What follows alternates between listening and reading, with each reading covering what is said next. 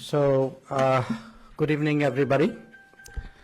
I think you're all here to listen to Surjit and have him talk to Shekhar. So am I. So I will make this very, very short. 5 years ago, I had the pleasure of attending a similar function for your book, Citizen Raj. Particularly after the events that followed, it was very clear you are very prescient, you got it all right, and this time having more direct stakes in the process, I hope very much that you're going to get it right a second time as well.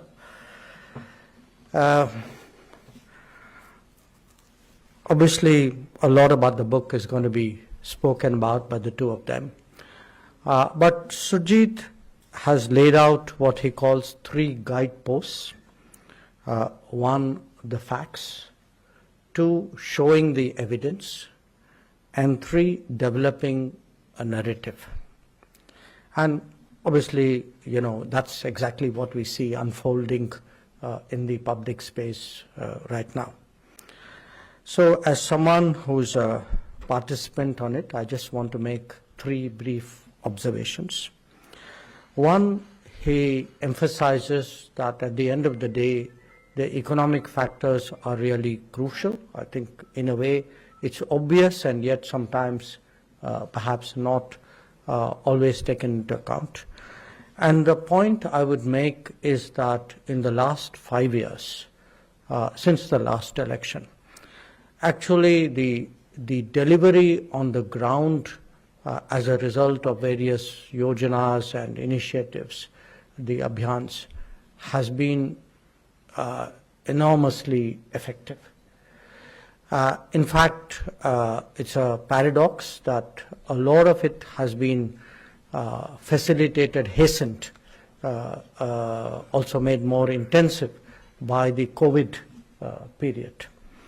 So in the political space, I can tell you, as someone who today is full-time focused on it, that the Labharti factor is something which is obviously very crucial in any political calculation. And I stress that because those who do not get into that particular socio-economic strata, who are not beneficiaries of these programs, do not perhaps readily appreciate the impact it has made, as well as the reactions that it has produced. The second observation, which is also empirical conclusion, is actually the impact of technology.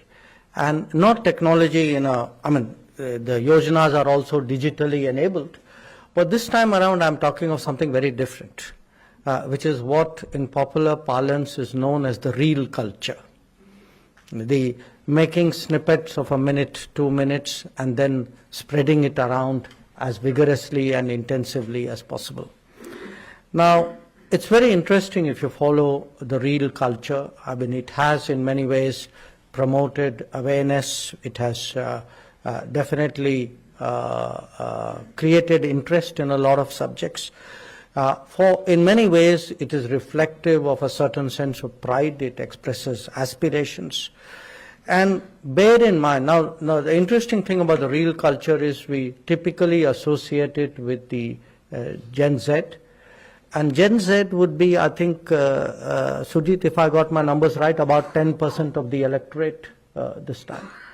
But it's not just them who are hooked on the reel culture. In fact, it's something which is spread to all demographics, including much older demographics. So you meet a lot of people who today have knowledge and interest and understanding and exposure to things which they wouldn't have had 5 years ago.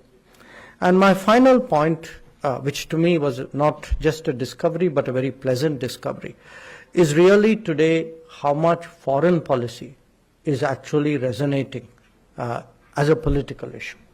That I go to second tier, third tier towns of India where people have interest in foreign policy. They do believe in some way that that should be part of a metrics of judgment. So these are my three broad observations as a working politician, but now I would leave people more better equipped to analyze what stands before us. Once again, Sujit, I think a very readable book, a great job, and as I said, I'm very confident you'll be right again. Thank you.